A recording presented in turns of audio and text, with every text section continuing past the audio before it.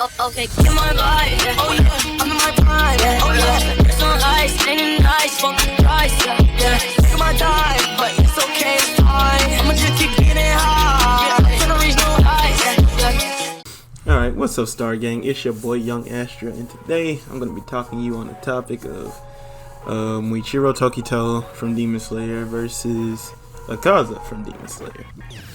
Now, I know what you're thinking. Well, Akaza beat Rengoku, right? So Akaza should scale like over Muichiro.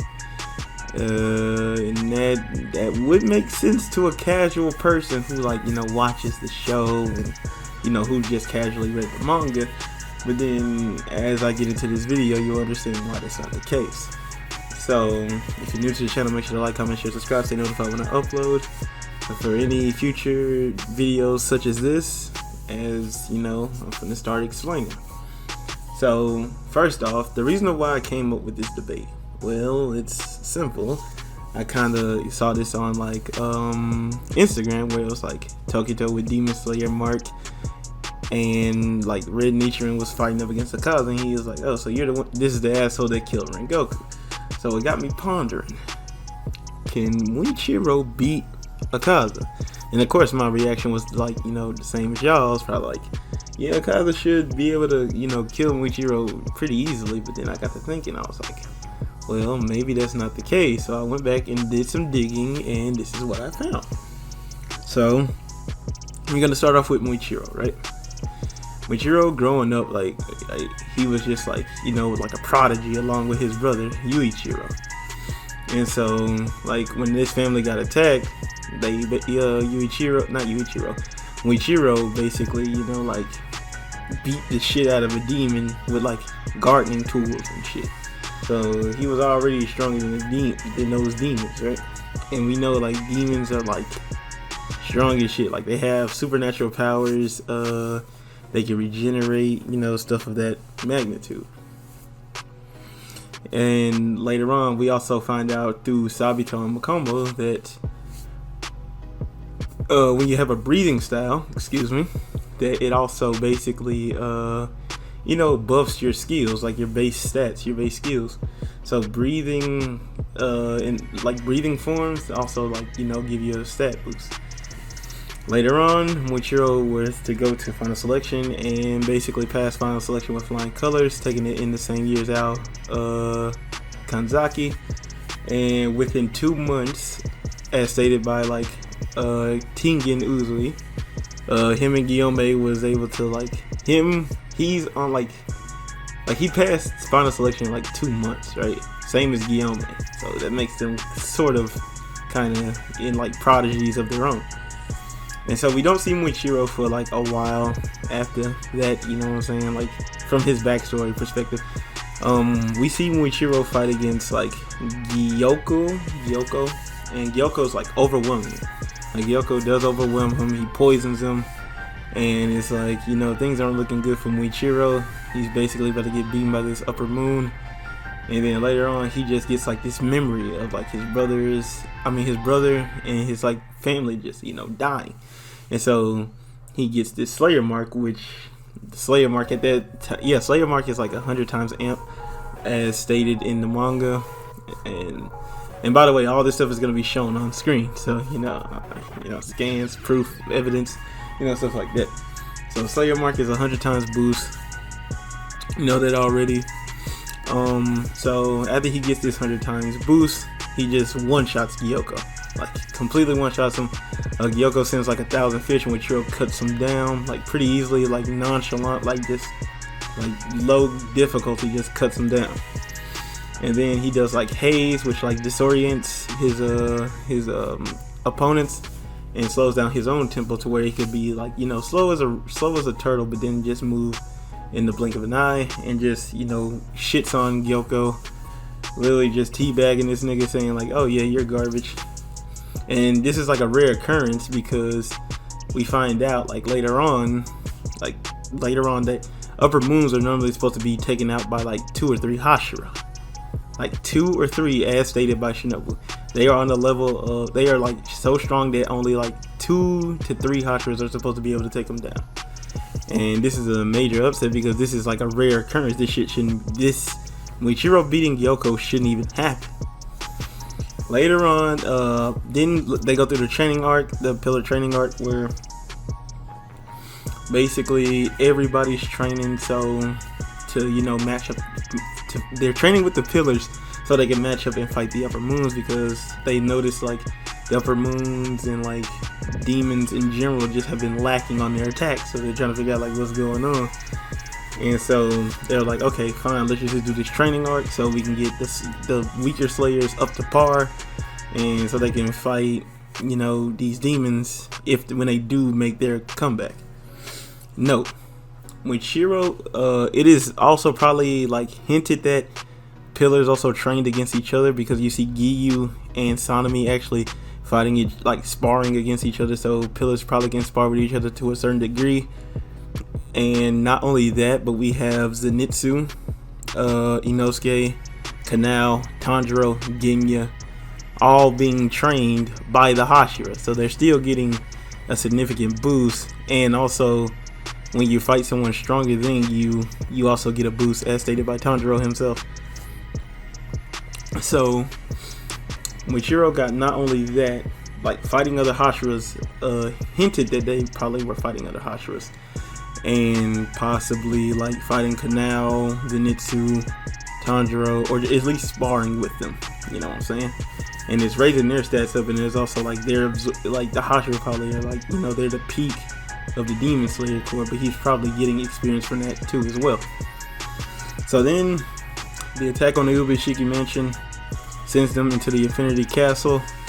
Muichiro's first opponent is like Kokoshibo. Like, he's the first Hashira to just run into Kokoshibo, and Kokoshibo shit stomps him like no low difficulty. He says like, hey, I'm your ancestor, you're like my descendant, and that like he just throws Muichiro off. Like, it just completely throws him off.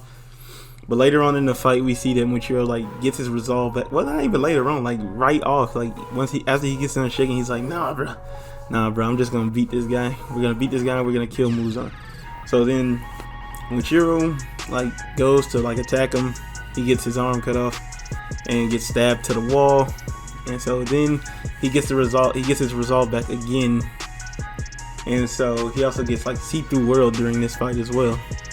And see-through world allows you to hide your battle spirit, so nobody can like detect you, like your killer intent, or how high your resolve is, which is gonna play a serious factor. It also slows everything around you down to like just crazy. Just slows everything down in your peripheral view down, just completely.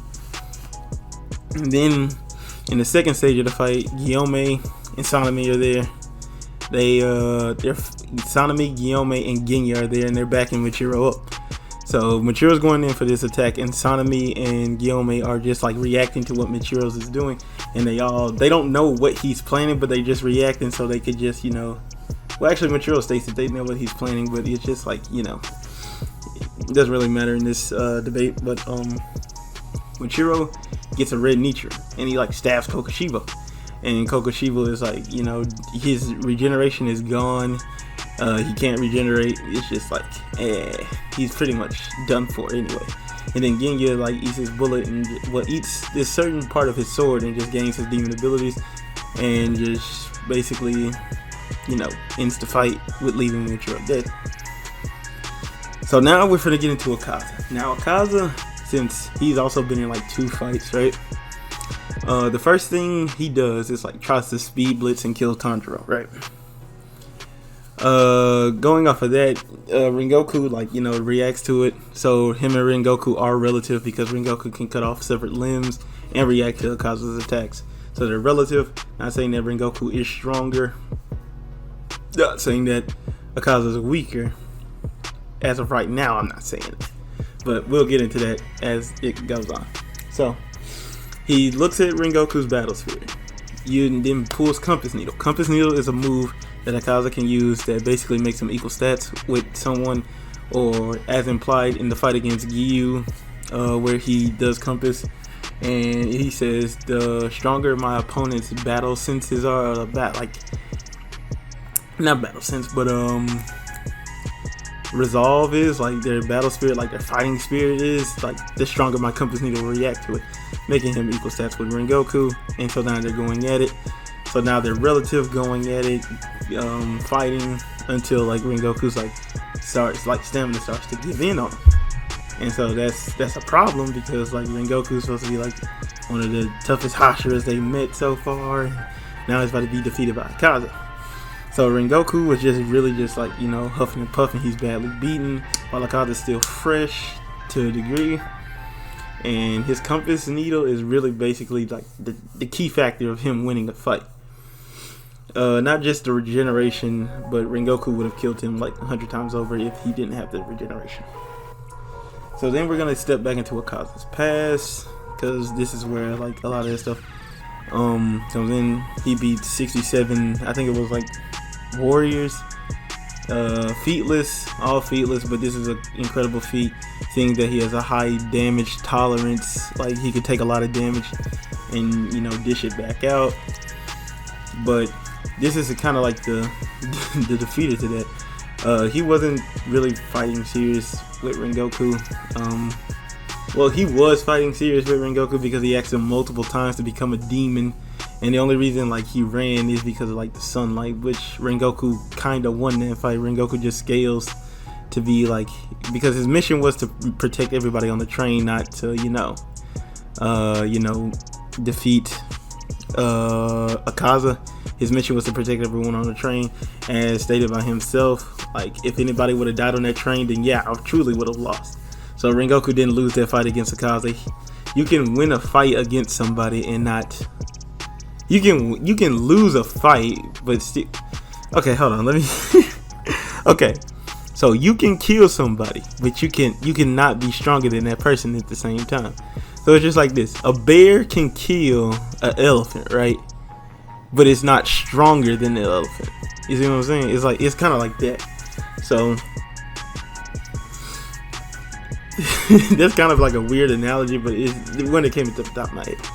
So he's fighting Giyu. Giyu got us a Slayer mark, and Giyu's like putting up a good fight. He's able to defend, block his air bullets from Akaza. He's able to block it with lull, but something disorder kind of disrupts it as well. So now it's Tanjiro and Giyu fighting Akaza. Tanjiro legit cuts his head off, like tells Akaza like, hey, I'm finna cut your head off, but he couldn't react because it's like Tanjiro's battle sense was like, he couldn't use compass to react to it. So his battle senses are like, null and void, because when you go into the see-through world, you can't detect anyone's battle senses, right? And so if that's the case, right? If that's the case, then he gets his head cut off, but his body is still functional to fight, right? His body's still functional, still perfectly fine, still able to move. But the thing is, though, like he can like Akaza's just like, how can I put this? Akaza's like his fighting style would just not work in this as a factor, because like Muichiro just has everything in his arsenal, like just to tone him down, right? Just to cut him down, because Akaza does like in character like speed blitz. Well, if you're weaker than him, he's gonna speed blitz you. But Akaza's so hell bent on turning everyone into like demons and shit because he wants to fight stronger opponents. It's kind of like his downfall. And the only way like he ends up dying in the manga is like his dead girlfriend like calls him back and say, hey bro, you need to chill out. This ain't you. Like he just kept getting constant flashes, but he's going full power. He has killing intent. He wants to kill these guys. So let's go ahead and wrap this up. Okay, so going off of this, like how I scaled these characters, well, I didn't really just scale them. It's just, picking apart pieces from the manga and, going and then see which character is stronger. Muichiro basically just shit stomps Akaza like low difficulty. Due to the fact that Muichiro basically just has everything in his arsenal to just, he can slow down his tempo with haze.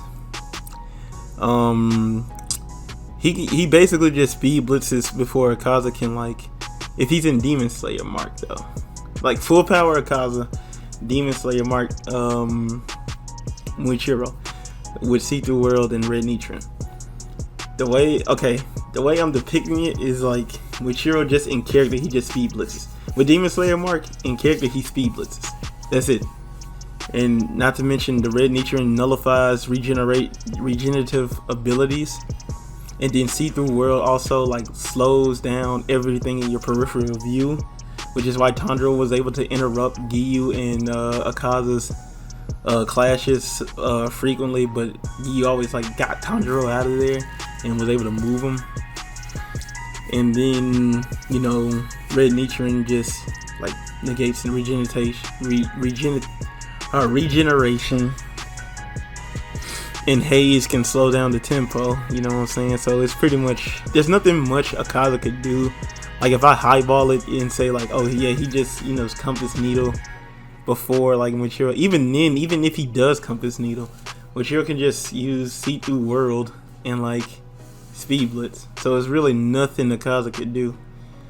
But I'm always willing to be changed and swayed by my opinion. If you feel like Akaza beats Muichiro, let me know in the comment section below.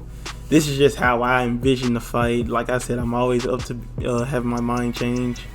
But that's gonna do it for this video. Thank you all for watching. Make sure to like, comment, share, subscribe, stay notified when I upload. And yeah, you know what I'm saying, hit the bell for all future videos such as things like this. This is my first time doing this. Please tell me if I did good or if I did bad, or I could use a little work. Always good to do a little critiquing. But without further ado, guys, I've been YungAstraYT, and cue my outro.